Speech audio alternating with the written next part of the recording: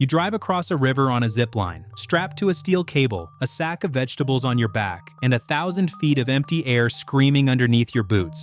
That's not a stunt. That's not a dare. That was the commute. That was just how 100,000 people got to the next village. Groceries on your back, a harness around your waist, and a prayer. And then China built the bridge that ended it. Here's the number I need you to sit with before we go anywhere. 2,000 feet. That's how far the deck of this bridge floats above the bottom of the canyon. Take the Eiffel Tower. Now stack a second Eiffel Tower on top of it.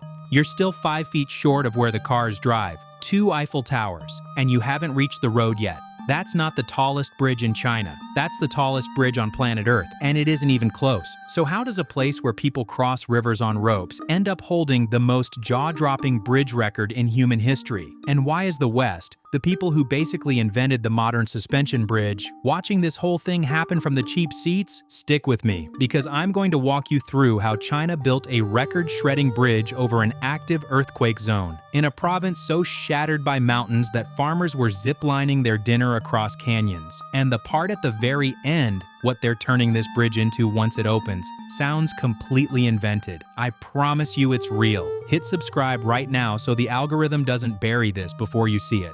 Let me show you where this is happening, because the where is the whole story.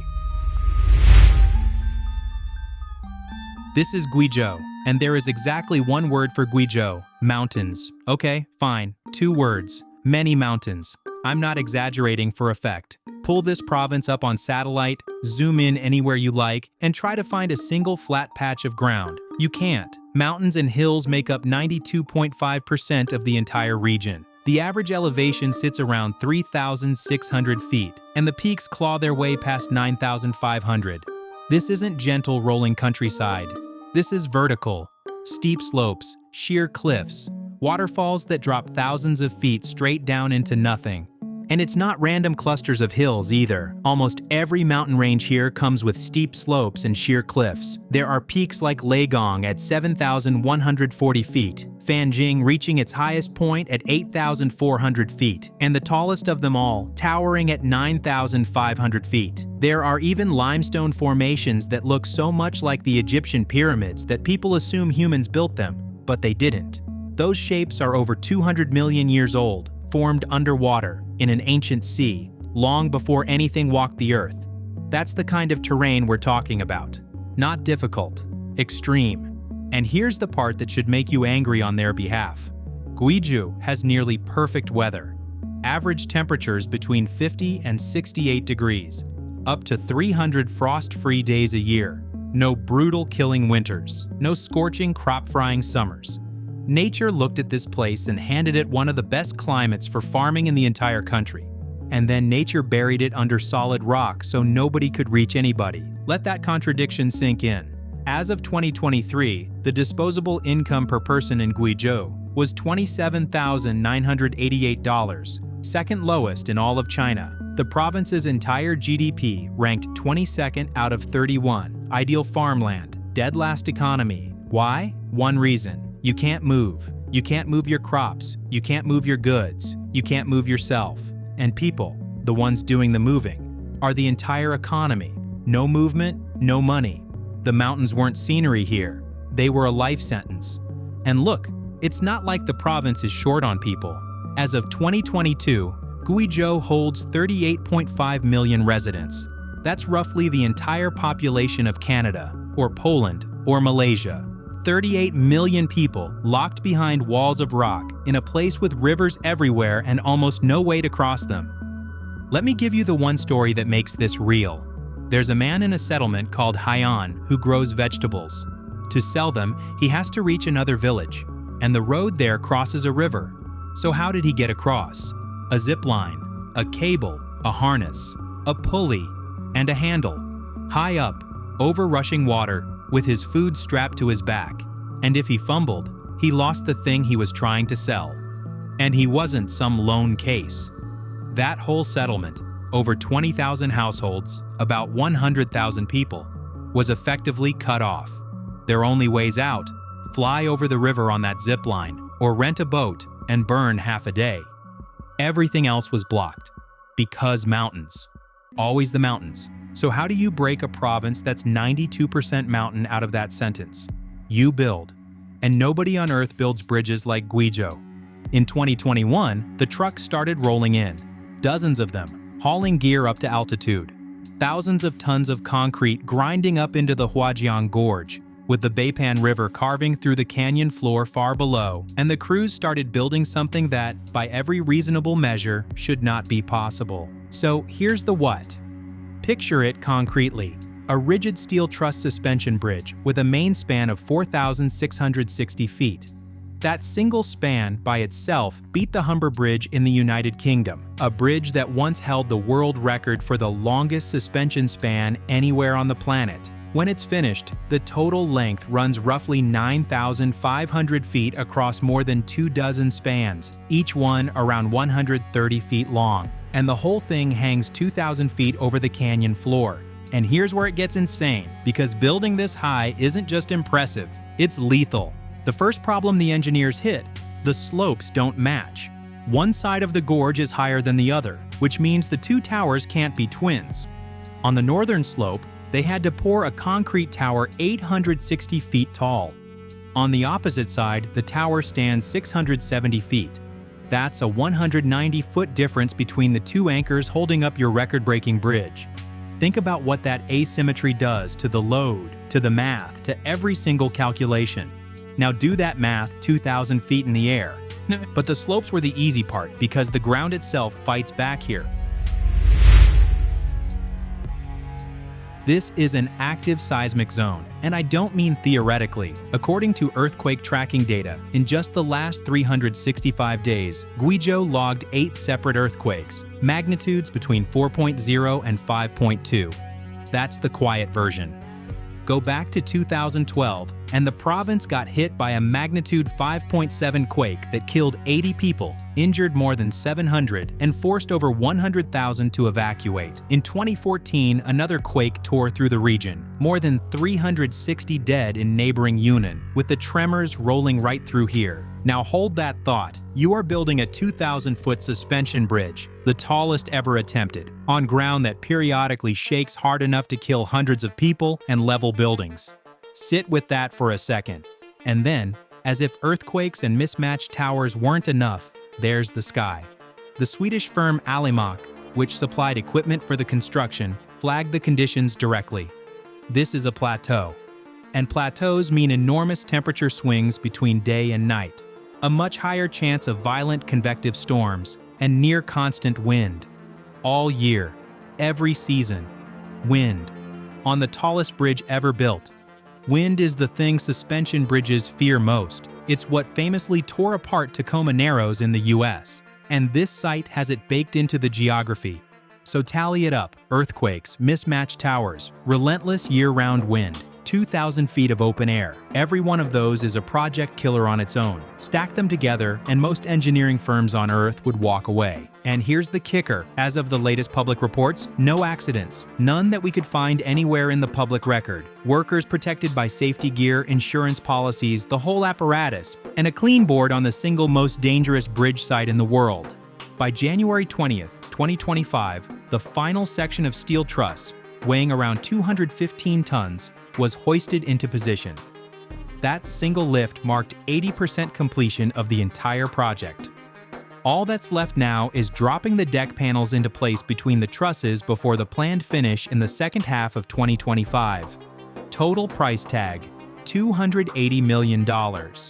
For the tallest bridge humanity has ever built. Hold that number too. We'll come back to it.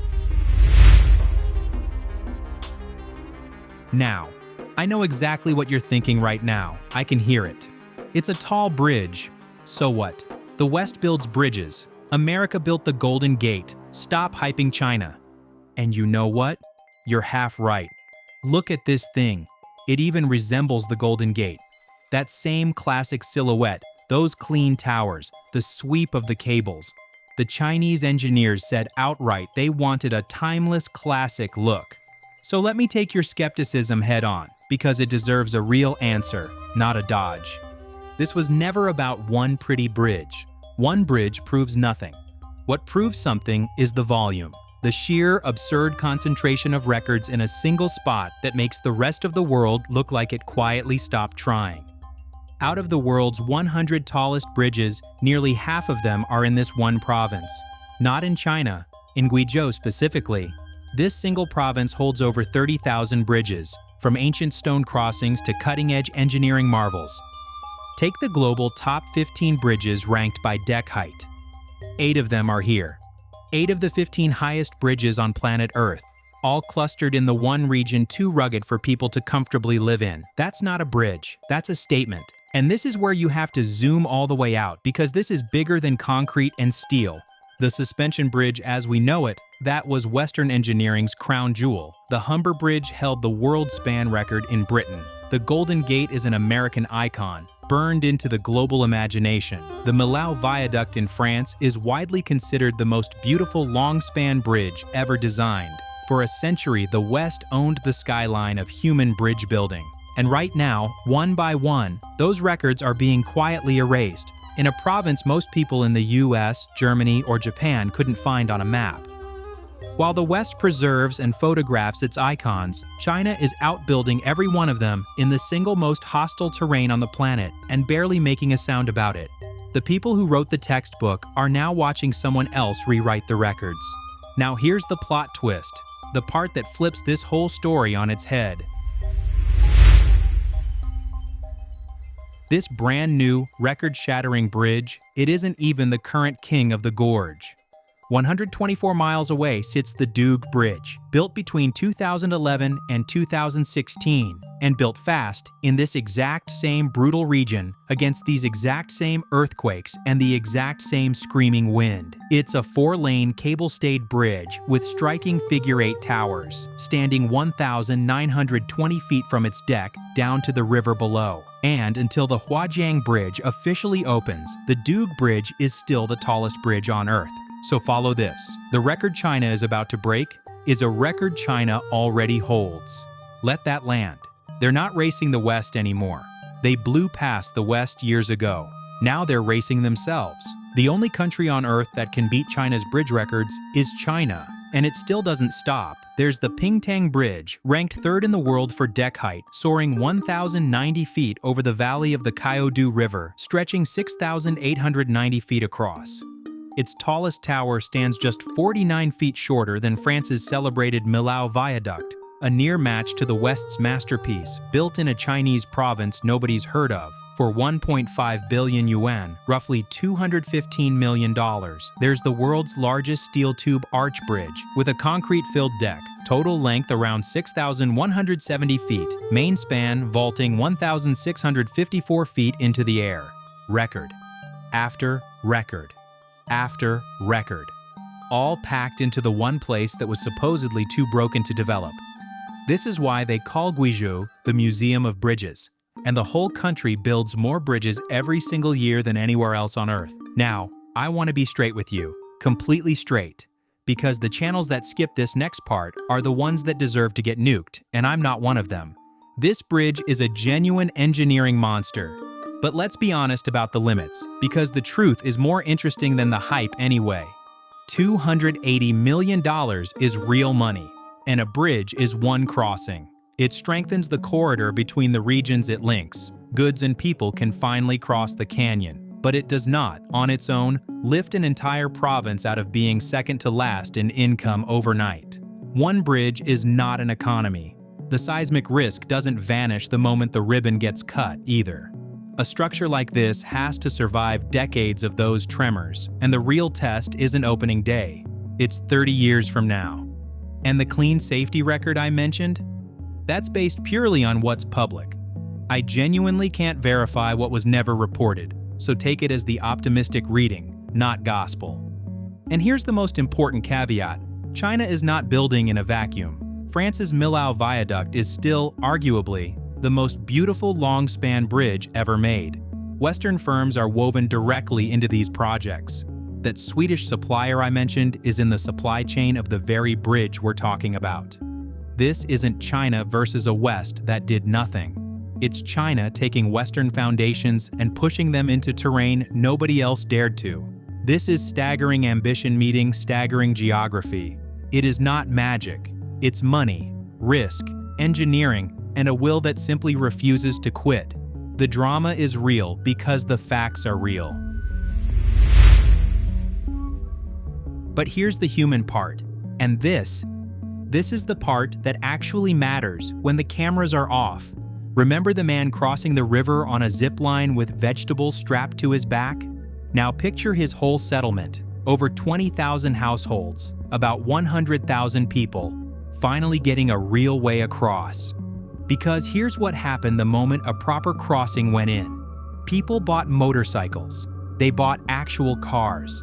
Some of them started pulling in around 60,000 yuan, roughly $8,700, money that was simply unreachable when the only way out was a cable and a harness. A crossing that used to take 70 minutes now takes about 2. 70 minutes down to 2. That's not a convenience. That's a different life. That's a kid getting to school, a farmer reaching market before the produce spoils, a sick person reaching a hospital while it still matters. And it's not just locals moving around. Tourists started coming. In 2023, Guizhou drew 1.3 million visitors. From January to August of 2024, tourist numbers jumped nearly 11% over the year before. People in the province figured out fast that visitors are money, so they became guides, opened up rooms, sold souvenirs. The bridges aren't just roads, they're an industry. And now here's the part I told you sounds completely made up. Because they're not just opening this bridge, they're turning it into one of the wildest destinations on the planet.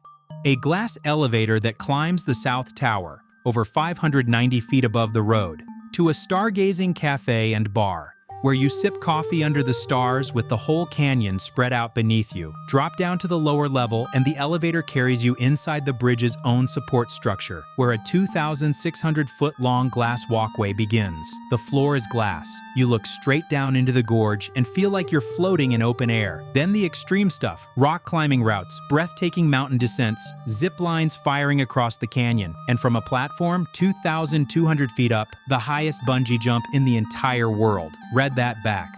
They built the tallest bridge on Earth, and then decided you should be able to leap off of it into the abyss. There's a futuristic visitor center inspired by Zaha Hadid's architecture, where you can trace the evolution of suspension bridges and the ancient history of the canyon. There are private bungalows with views of the bridge, a whole service area spanning nearly 4.2 square miles. They didn't just solve a transportation problem, they built a monument, a theme park, and an economic engine, all bolted into the same 2,000 feet of air. There's an old saying about Guizhou. It's a land where there are no 3 days without rain, no 3 fields without a mountain, and no 3 coins in anyone's pocket. For most of human history, those mountains were the curse. They were the reason for the rope, the reason for the poverty, the reason 100,000 people lived cut off from the world. China looked at that exact same curse and turned it into a stage. The future isn't coming to Guizhou, it's already here. It's already bolted in, 2,000 feet over the river, in the exact spot where, just a few years ago, a man crossed to the other side on a rope with his dinner on his back. So here's my question for you, and I want a real answer down in the comments. When the records keep falling, one after another, in the single hardest place on Earth to build anything at all, is the West still even in this race? Or did it quietly end years ago while everyone was busy looking the other way? Tell me below. I read them. And if you want to see what China bolts into a mountain next, because trust me, they are not slowing down, subscribe right now. You're going to want to be here for it.